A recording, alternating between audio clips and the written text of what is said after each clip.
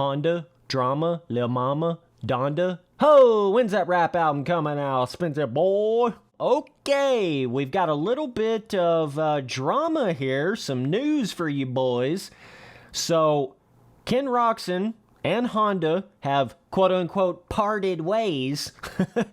And I don't think things were as nice and as peaceful as Honda would like to make it seem. You know, Ken Roczen just posted that picture of the chain breaking on the bike, which typically these riders would never just post a picture, you know, about the manufacturer because they try to be all protective, like our bike never breaks, keep buying our bikes, right? But typically, you know, the riders that are sponsored like by those big teams, they're not going to be showing no broken chain, okay? So that was the first, like, red flag. I don't even think I realized that at the time, but now it's apparent, all right?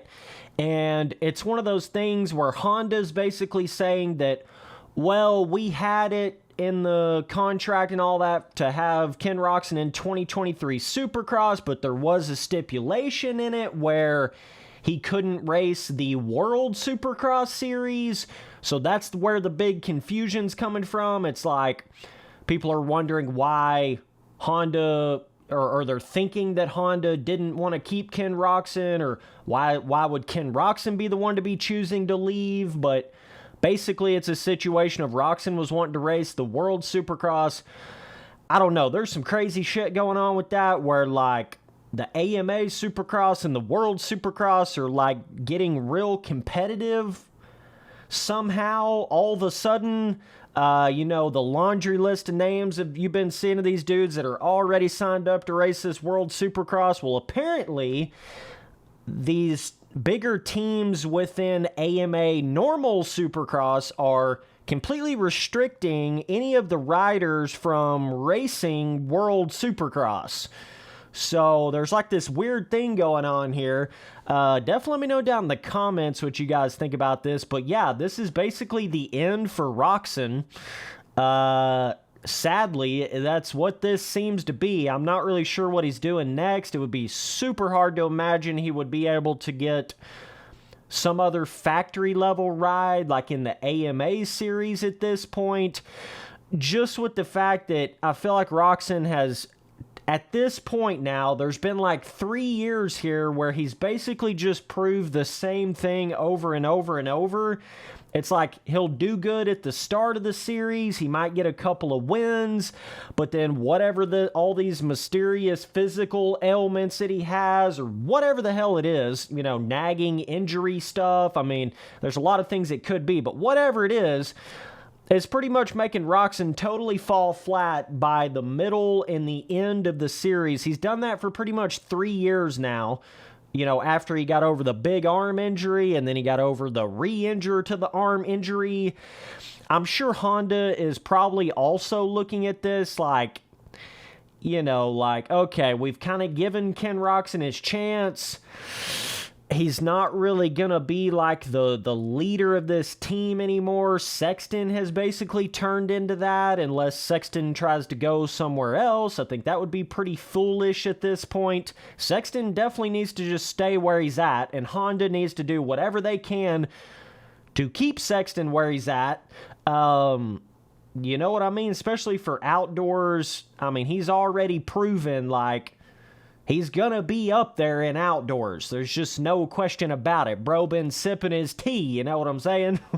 He's gonna be up there. So yeah, I think this thing with Roczen, it's just like that weird shit you get in. It's like a long-term relationship that didn't quite work out like they wanted it to, and had some crashes and burns, and they're kind of at a point here where it's like, I'm sure Roczen's getting a little offended that Honda doesn't want to give him like more of a contract extension, and also combined with them being not letting him race World Supercross, he's probably on the verge of like, and dude, this is so crazy because Roczen just posted all that stuff about on his social media about him saying, I'm gonna be back at the top level of racing, like, mark my words, no matter what happens, I'm gonna be back at the top level of racing, okay, all that shit, okay?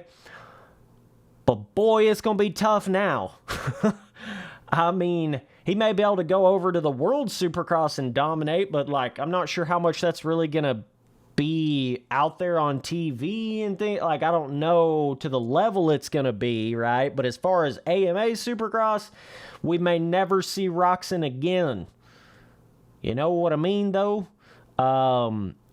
And it's like, it's weird because it's super political in that sense. We've seen this with, like, Garrett Marchbanks, some of these different guys. Once they sort of get kicked off or booted off of those factory level teams, it seems near impossible for them to work their way back into that system. You know what I mean? And it's like, I feel like all these teams, like, look at these riders and they're all almost collectively working together in a sense, because I feel like all the factory teams look at them like, okay, we're going to give this guy a certain amount of years. If he doesn't really prove what we want to see, or he looks like he's on his way out, then nobody else is going to sign him. We're not going to keep him. You know, it's kind of that sort of mentality there. But yeah, we'll see what Roczen can do. I don't know, man. It's just unfortunate. But this all goes back to one of the biggest things that I ever tell you boys.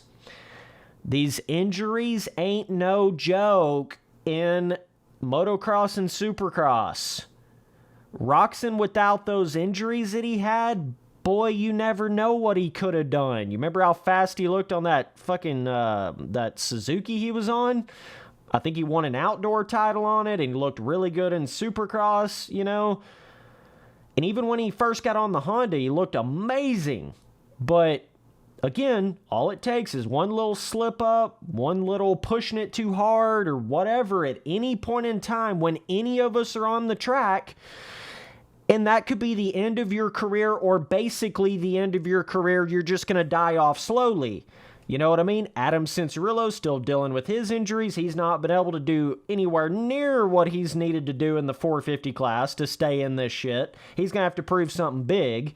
So there's a lot of these guys on the chopping block, I feel like. Aaron Plessinger. It's like, you know, we're starting to get to that junior year, senior year in the 450 class type shit. You got to do something. You know what I'm saying? And you can't just have a pretty good ride here and there. You got to be, like, in it for the championship, or you're going to have somebody like Jet Lawrence come up and take your place. These guys coming up, you got Justin Cooper coming up, you got Hunter Lawrence coming up, you've got Shimoda coming up, can't forget about him. Not the average Joe anymore, bro. But you see what I'm saying, though? So, yeah, it's one of those things for Roczen, like, sadly, it's one of his injuries seem to affect him so much, and how they were kind of back-to-back there for a couple years. He just could never get back out of that hole for a championship. He obviously went on his 3-win streak in Supercross, like, what was that, 2 years ago or something like that? But he could never hold on to it at all in the end for the championship in Supercross. So, but anyways, at the end of the day, it's like Roczen still had a really good career. Not all of these guys are going to be able to live out that Ricky Carmichael championship fantasy, or that, you know, Jeremy McGrath fantasy. Like, even James Stewart, I still consider him the fastest dude to ever touch two-wheel motorcycles, you know what I'm saying?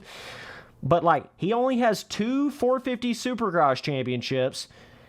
And I know he has the perfect outdoor series, but, like, it's not like James Stewart racked up this crazy list of championships, but he's considered probably the best 125 racer ever, one of the fastest guys. A lot of people consider him the fastest guy to ever touch a dirt bike. I call him the GOAT of speed on a dirt bike, okay? But, so it's just interesting to see how these different careers, you know, when they win the championships, who they win the championships against, and all these different things. I think it all plays a certain part. You know, there's a lot more to it. But anyways, yeah. So lots of drama going on here, but it's cool for the fans, though. I mean, come on now, you know, you got to keep the shit exciting. I think the World Supercross is going to do that exactly. It's going to bring back a lot of these guys that you otherwise wouldn't have seen again. You know, I love the Red Bull straight rhythms and the Monster Cups and this and that. I think you need more of those different things But anyways, man, so that's about it for this video. I'll see you boys on that next one later, dude.